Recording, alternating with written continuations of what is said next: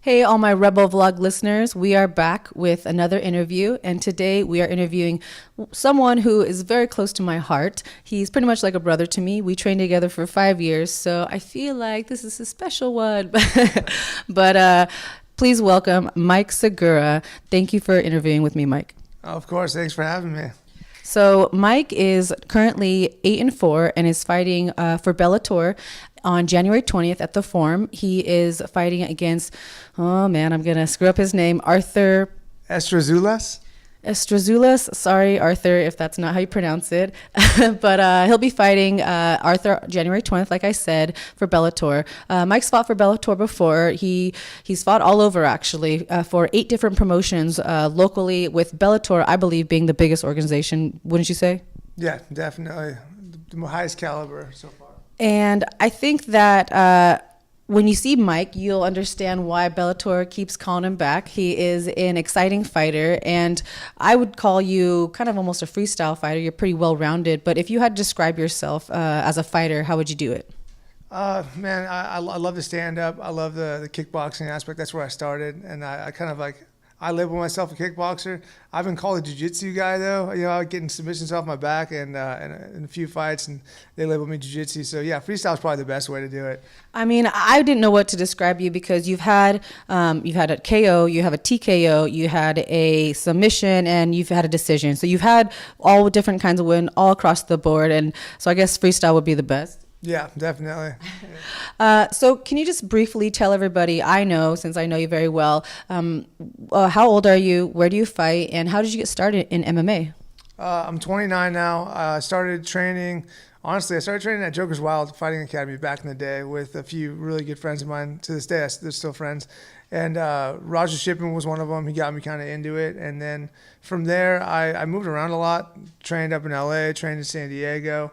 But I wanted to find some consistency in my life. And so with that, I called out to a friend, Andy Morales, who got me a job at a LA boxing gym, which were pretty popular back in the day. And then I started training at Sub Fighter with Adam Lynn. And that's where I met you. And so, it was all good. I've been there for 5 years now, went through my amateur there and then into my pro career, and just looking to make it to the next level. Awesome, cool. So you're with Sub Fighter. Are you with any other gyms? I mean, I bounce around a little bit, not too much. I'll pop in pretty much. Like I'm a wanderer in that kind of sense. Like I've even popped into Kings a few times, and I trained with Mark Munoz there. I trained with him at Rain when that gym was around, and the guy is just amazing. I mean, anyone who meets him says good things about him. So it's nice to see him wherever he is. I'll pop by, and that's pretty much it. Like Sub Fighter is my home base, and then I go wander. I've been to Classic, I've been to 10th Planet, I've been to all over the place.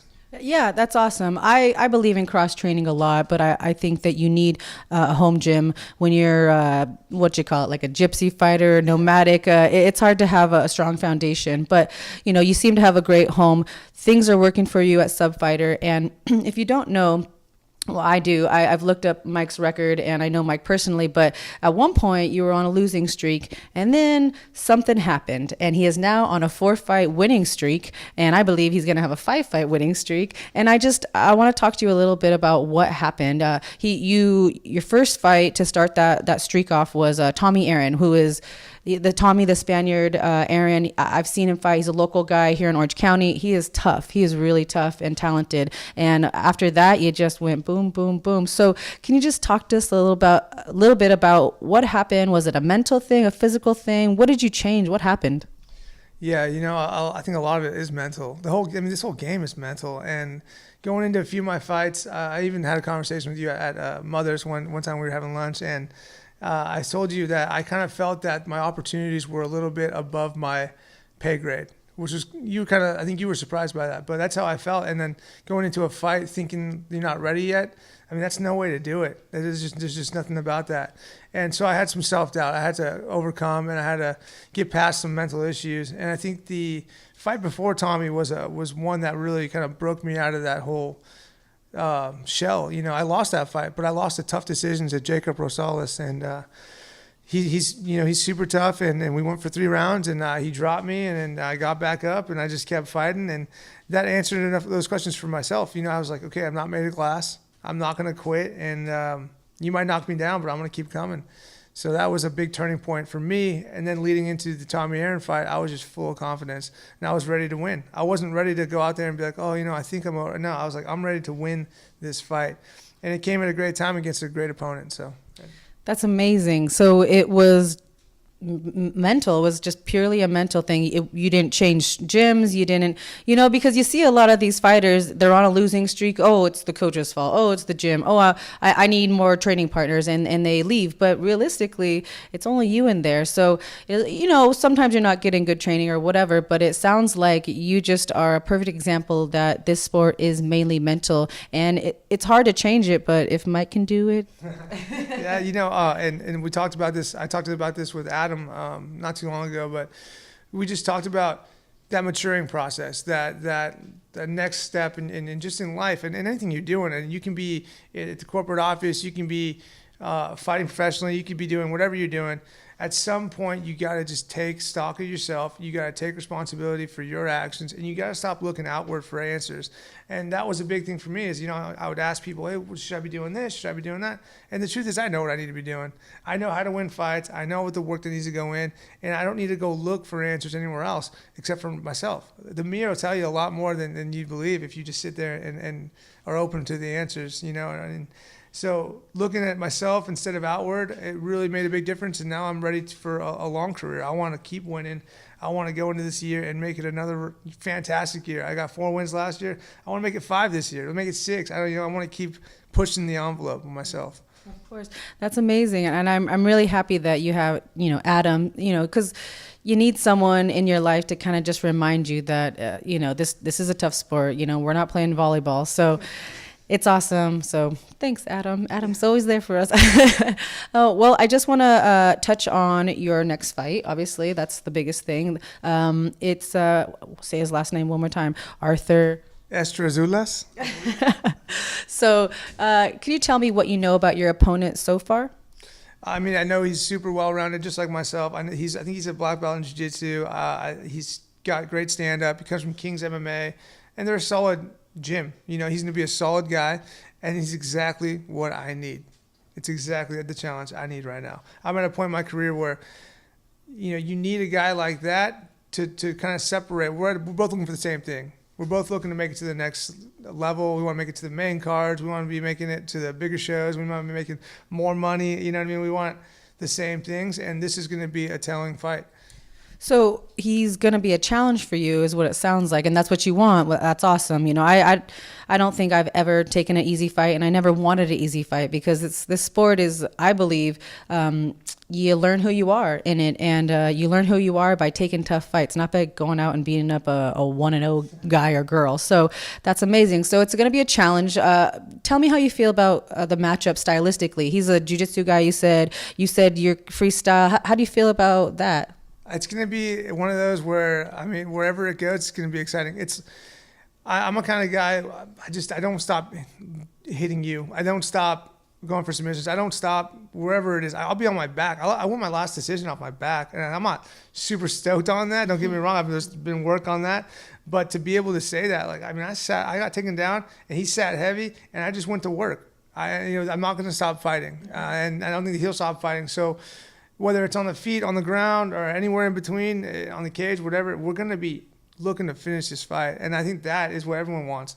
That's what the fans want. That's what the fighters want. That's what I've always wanted. I didn't come into this sport to squeak by. I didn't come into the sport to just get some wins off some points. And no, I came in here to fight dudes and test myself. And so I think wherever this goes, it's going to be exciting. He's well-rounded. I'm well-rounded, and that makes for a good fight. I'm looking forward to it, and you are a very tenacious fighter. And what's the quote? It's like, it's hard to beat someone who never quits. So, I mean, I've been knocked down, you've been knocked down, and I think what separates us from some of the fighters who maybe aren't even fighting anymore is just the fact that we didn't quit. We just kept going, and it doesn't matter if it was embarrassing or you lost money. Like, ooh, sometimes it is, but we just kept going, and you're tenacious, and I know you're going to go forward. And not only is that how you win fights, but that's what the fans love to see. That's what you said. So that's awesome. Without giving away the game plan, of course, tell us what are the keys to winning this fight against Arthur?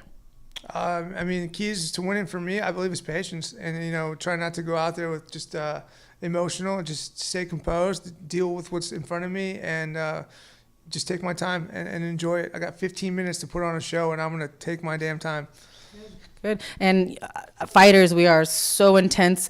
Sometimes the hardest thing is being patient. You think, oh, that's easy. Hard thing is a flying knee. No, patience.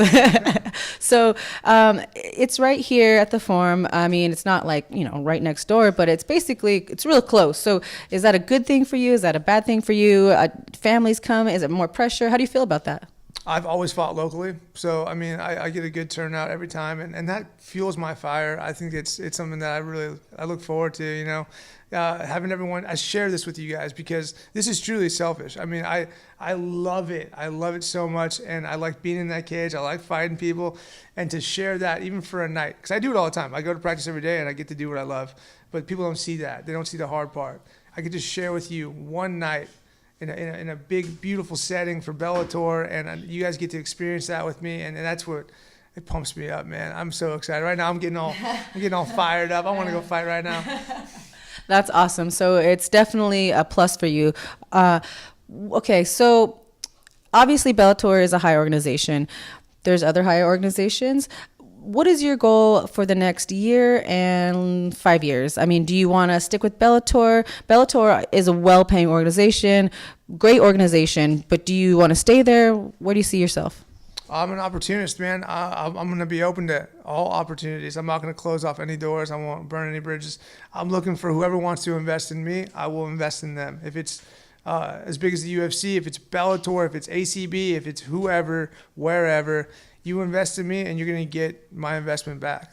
Awesome. Cool. I mean, I think that whatever organization takes you would be lucky to have you. So good luck with that. I'll be there January 20th watching Mike Segura fight Arthur. Oh, my goodness. Estrazulas. Yeah, it's a good thing. It's good. Sorry, Arthur. Anyway, well, Mike, this is the point in my little interview where you can tell people where to find you on social media, Instagram, Facebook, Twitter, whatever you got. Mike Segura on Facebook, and then Mike Segura MMA on Instagram and Twitter, I believe, are the same. So. Yeah. So if you want to follow Mike, you can check him out on those social medias he just said. And a lot of fighters have to sell tickets. Are you selling tickets at all? Yeah, I am. One of my sponsors, OC Cryo Care, they got the tickets for me. So if you want them, go ahead and stop by there. It's in Laguna Hills, actually right near Subfighter, OC Cryo Care. Stop by, ask for Dino. He's got my tickets, and he's helping me out so I can stay focused. Awesome. Okay, so if you want to go watch Mike and support him and buy a ticket, OC Cryocare. And do they have an Instagram that they can contact, or maybe just a phone number? Yeah, Instagram is OC Cryocare, and I don't have the number off the top of my head, but yeah, OC Cryocare. Look on my page. It's on my page. I post a lot about them. And while we're talking about sponsors, if you don't mind. That's the next part. I'm already ready. I gotta give a shout out. 86ers, they've been taking care of me for a long time. They started with me the Tommy Aaron fight, and so we've had 4 wins together, and that's kind of exciting. OC Cryocare, as I mentioned before, they do the cryotherapy. I get my Normatec in there. We have chiropractic there. I mean, it's a fantastic place if you need any sort of recovery. Inner Balance. I want to say, I hope that's right. Inner Balance Acupuncture. It's a newer sponsor. It's a newer connection I just made. It's actually a neighbor of mine who reached out and offered me some help, and so I'm getting my acupuncture there. And for a guy who hasn't done it before, it's pretty fantastic. I really enjoy it. It's helping me just stay loose everywhere. Let's see, probably missing some people, but Renegades, my management company, Ray Lopez. Just want to thank you guys. The deli counter up in Carson. Thank you guys for supporting. And I think that's it. But if I missed you, I apologize, and I'll get you next time. Well, that's it, guys. Mike Segura, who is fighting January 20th in Inglewood, California. Good catch, Mike. If you want to go watch him fight, hit him up for tickets. I'll be there cheering him on. Thank you for doing the interview, Mike. My pleasure. And done.